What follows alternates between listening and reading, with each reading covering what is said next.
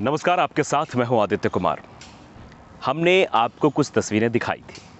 हमने गांव की तस्वीरें आपको दिखाई। गांव में जब गली-गली में जा रहा था और चीज़ों को देख रहा था, तो स्थितियां ऐसी सामने आ रही थी कि जो भयावह स्थिति को लेकर बयां कर रही थी। इस तरह से भ्रष्टाचार इस कदर एक छोटे स्तर पर, जो छोटी सरकारें थी, पंचायत चुनाव उत्तर प्रदेश में संपन्न हो गया, लेकिन उस पंचायत में जो विकास का पैसा सरकारें भेजती हैं, क्या वो पहुँच पाता है?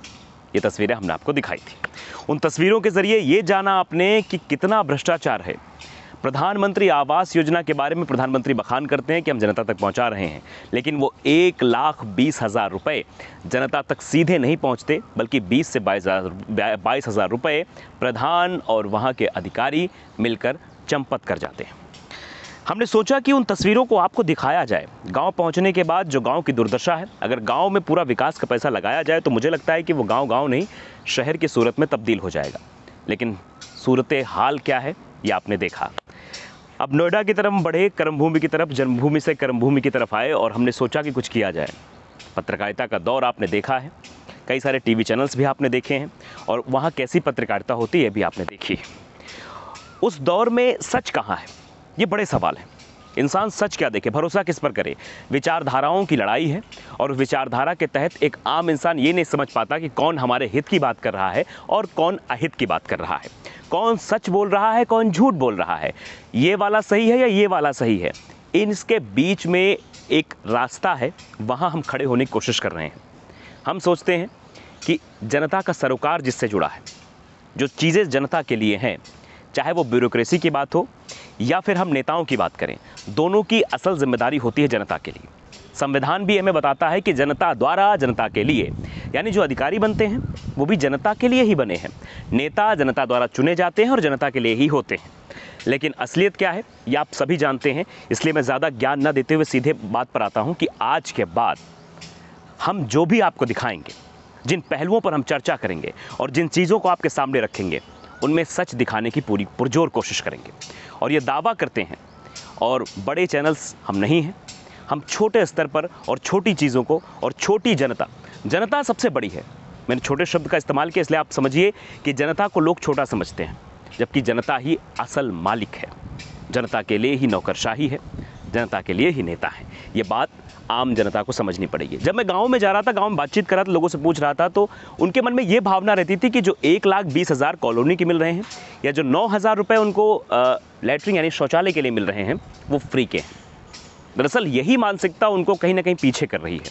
वो ये समझ नहीं पाते कि जो सरकार द्वारा पैसा आ रहा है वो सिर्फ और सिर्फ उनका है, क्योंकि जब वो एक माचिस खरीदते हैं तो 10 पैसे सरकार को टैक्स के रूप में देते हैं, वही विकास के रूप में सरकार जनता तक पहुंचाती है। अगर आम जनता ये समझने लगे, ये जानने लगे कि जो पैसा आ रहा है, जो 1,20,000 आया है, वो उनका ही है, सिर्फ वो घूम के आ रहा है, तब कहीं ना कहीं जनता किसी को पैसे देने से ऐतराज़ कर सकती है। ये बात जनता को समझनी होगी। और जब तक जनता सामने नहीं आएगी, जनता अपने बातों पर विचार नहीं करेगी, अपने अधिकारों के बारे में चर्चा नहीं करेगी, तब तक ऐसी स्थितियां बनी रहेंगी। अब हम आपको बताते हैं कि हमारा मोटो क्या है। बेसिकली हम लोग ये चाहते हैं कि जो जनता के सरोकार से जुड़े मुद्दे हैं, जिनके लिए सरकारें बनी हैं, जिनके लिए नौकरशाही बनी है, उन तक उन सुविधाओं का लाभ पहुंचे। और जो हकीकत है, क्योंकि बरगलाना हर चुनाव में होता है, पंचायत चुनाव बीत चुका है, उत्तर प्रदेश का विधानसभा चुनाव आने वाला है, सरगर्मियां तेज़ हैं। आपको पता है कि सरकारें गिराने के लिए और सरकारें बनाने के लिए किस तरह का प्रोपेगेंडा इस्तेमाल होता है, ये सभी को पता है। तो अब इसकी हकीकत क्या है, विधायक जी ने पिछले 5 सालों में कितना काम किया है, इसका रिपोर्ट कार्ड भी आपके सामने रखने की कोशिश करेंगे। दूसरी सबसे बड़ी बात यह है कि हम ये चाहेंगे कि आप अपना चुनाव सही तरीके से करें, पार्टी के बेस पे ना कर अपने प्रतिनिधि को देखें और उसी अनुसार वोट करें। तो हम सीधे तौर पर, ये हमारा उद्देश्य है कि एक नए तरीके से, तरीका भले ही नहीं रहेगा लेकिन काम जनता के लिए ही रहेगा। ना हमें सरकार के लिए काम करना है, ना हमें ब्यूरोक्रेसी के लिए काम करना है, हमें काम करना है सिर्फ और सिर्फ जनता के लिए। उन मुद्दों को जनता के बीच लाना है जो जनता से भटक गए हैं, जिन मुद्दों को भटकाया जाता है। बहुत सारे मुद्दे, अगर उनके बारे में चर्चा करेंगे तो काफ़ी वक्त बीत जाएगा, लेकिन ये वीडियो सिर्फ इसलिए बनाया जा रहा है कि आज से अगर आपको सच देखना है, अगर आज से आप ये चाहते हैं कि आपके मुद्दे जहाँ नहीं उठाए जा रहे हैं, जहाँ पत्रकारिता के स्तर पर और लोकतंत्र के चौथे स्तंभ पर खतरा मंडरा रहा है, लोग ये समझ नहीं पा रहे हैं कि हमें किस पर भरोसा करना चाहिए, उनके भरोसे को जीतने की कोशिश हम करने की कोशिश कर रहे हैं। और इसी पुरजोर कोशिश में आप सहयोग देंगे तो मुझे लगता है कि हम एक अच्छे मुकाम तक पहुंचेंगे। और जहां पर हम खड़े होकर जब चिल्लाना शुरू करेंगे या अपनी बात रखना शुरू करेंगे या जनता की बात रखना शुरू करेंगे तो हुक्मरानों को सुनना पड़ेगा और उनको ये समझना पड़ेगा कि आखिरकार जब जनता के लिए सब कुछ है तो जनता के पास कुछ क्यों नहीं है, जनता के हाथ खाली क्यों है, जनता अपने अधिकारों के लिए क्यों दर दर भटकती है। बहुत सीधी सी बात करना चाहूँगा कि EWS बेरोज़गार बच्चे जो है EWS का सर्टिफिकेट बनवाने के लिए जाते हैं, तहसीलदार साहब के पास जाते हैं, लेखपाल साहब के पास जाते हैं, लेखपाल साहब 100 रुपये सिग्नेचर के लिए लेते हैं। कितनी विडम्बना है, आप देखिए कितनी विडम्बना है। किसी का मोबाइल चोरी हो जाए तो वो थाने में जाता है तो 100 रुपये FIR के उसे देने पड़ते हैं। अगर आप नहीं देंगे तो FIR पे वो सिग्नेचर नहीं करेंगे, मुहर नहीं लगाएंगे और इससे आपकी सिम नहीं मिलेगी। तो ये सारी समस्याएं आपको परेशान करती हैं और इन्हीं समस्याओं के एवज में सबको पता है।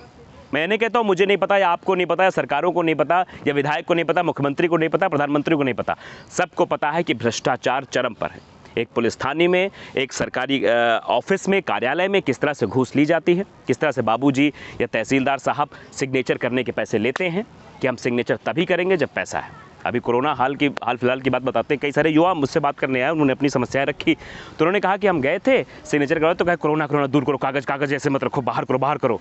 और जब 100 रुपये की नोट पकड़ाई तो कोरोना गायब हो गया।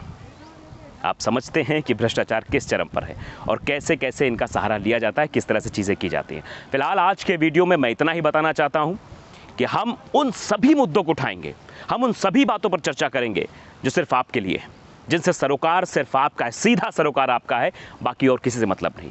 सरकारें क्या करती हैं उस पर हम सवाल इसलिए करेंगे क्योंकि वो आपके लिए क्या करती हैं, वो गुणागणित क्या कर रही हैं, सरकारें कैसे बना रही हैं, कैसे विधायकों की खरीद फरोख्त हो रही है, इससे हमें मतलब नहीं है। हमें मतलब है सरकार की योजनाओं से, हमें मतलब है विधायकों से, हमें मतलब विधायकों काम करने के तरीके से, हमें मतलब है सरकार के काम करने के तरीकों से कि वो काम कैसे कर रही हैं और जनता तक लाभ कैसे पहुंच रहा है। इन्हीं बातों के साथ अपनी बातों को विराम दूंगा, लेकिन सबसे बड़ी बात है कि आपको भी जागना होगा, आपको भी समझना होगा कि सच क्या है, हकीकत क्या है। जब तक आप ये नहीं जानेंगे तब तक आपके लिए मुश्किलें खड़ी होती रहेंगी। नमस्कार।